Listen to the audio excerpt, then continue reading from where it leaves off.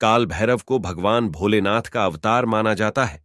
मान्यता है कि अगर माता दुर्गा की साधना में भी पूर्ण सफल होना है तो काल भैरव भगवान को प्रसन्न करना पड़ता है।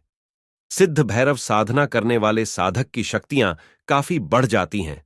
हजार वर्षों से सिद्ध भैरव साधना को लेकर लोगों की आस्था बनी हुई है।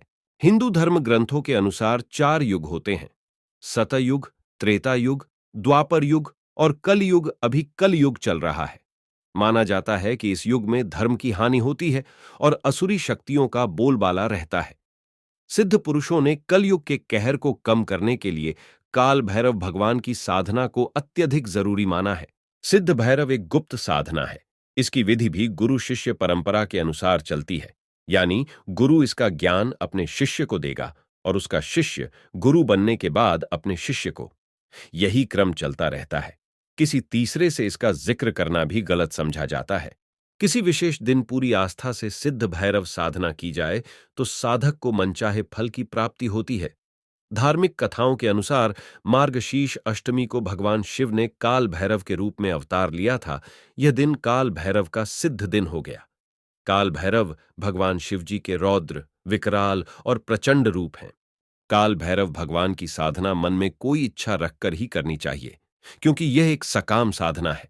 सिद्धि प्राप्त करने के लिए साधना की सभी विधियां रात में ही करनी चाहिए। इस दौरान काले वस्त्र पहनना अनिवार्य है। सिद्ध भैरव साधना के लिए शनिवार और रविवार अति उत्तम माना गया है। काल भैरव भगवान की साधना के साथ तामसिक शक्तियां भी जुड़ी होती हैं। इनसे मन का डर नष्ट होता है। इंसान को किसी बाहरी ताकत से डर नहीं लगता, वह निडर हो जाता है। उसके सभी दुख दूर हो जाते हैं। मान्यता है कि काल भैरव भगवान की पूजा करने से अकाल मृत्यु के डर से मुक्ति मिलती है। काल भैरव को पूजने से राहु भी शांत हो जाता है। काल भैरव से जुड़ी 2 सिद्धियां होती हैं, राजसिक सिद्धि और तामसिक सिद्धि। दोनों के लिए अलग अलग विधि अपनानी होती है। तामसिक में मंत्रों की वजह से भूत, प्रेत और पिशाच भी शरीर के साथ जुड़ जाते हैं। आपको इष्ट मंत्र की साधना अलग से करनी होती है, नहीं तो ऐसी शक्तियां शरीर को अपने लोक में खींच लेती हैं। कलयुग में काल भैरव जी की साधना शीघ्र फल प्रदान करने वाली है। कलयुग में काल भैरव, हनुमान और मां काली की उपासना अन्य सभी देवों से अधिक फलदायी होगी। काल भैरव भगवान को भक्त अति प्रिय हैं। मुसीबत में शीघ्र सहायता करते हैं। भरण पोषण के साथ रक्षा भी करते हैं।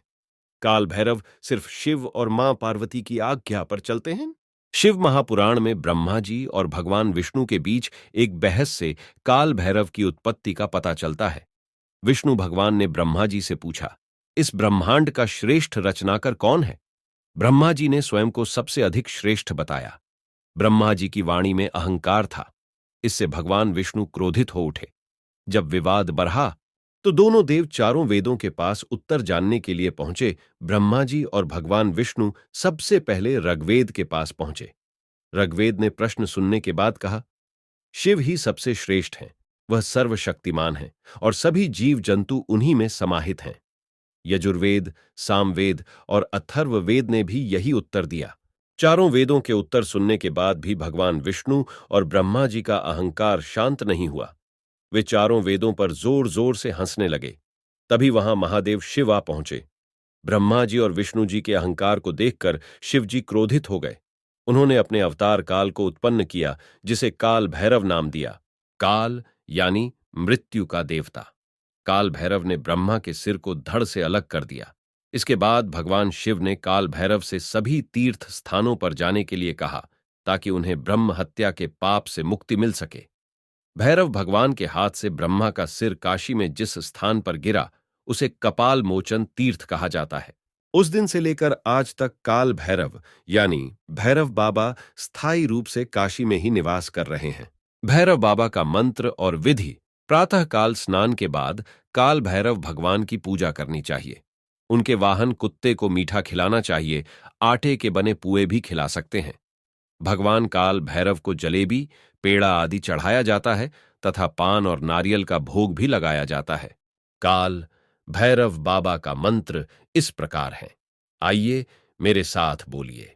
अति क्रूर महाकाय, कल्पांत दहनोपम, भैरव नमस्तुभ्यम, अनुज्ञा दातुमर्हसि। इस मंत्र का जाप 1008 बार अवश्य करें।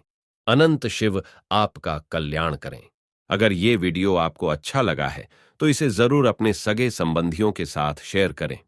बुद्ध ने कहा है कि ज्ञान का प्रसार करने वाले लोग ज्ञानी होते हैं। भगवान बुद्ध की कृपा हमेशा आप और आपके परिवार पर बनी रहे।